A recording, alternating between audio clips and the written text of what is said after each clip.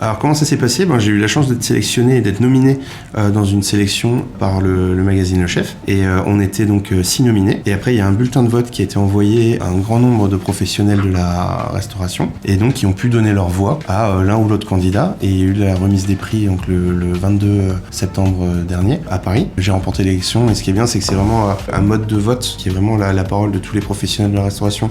Après évidemment c'est une très très belle reconnaissance et on a reçu un nombre mais incalculable de messages, de coups de téléphone, tous très bienveillants pour nous féliciter, pour féliciter l'équipe. Enfin voilà, c'est un très bel encouragement et puis ce qui est super pour moi c'est de le recevoir maintenant, ce titre-là.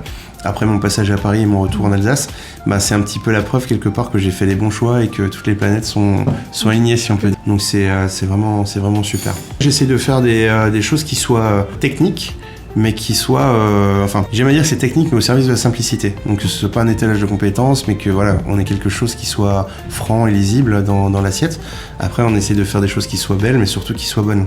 Parce que comme on dit souvent, on vient à une pâtisserie pour le visuel, mais on revient grâce au goût.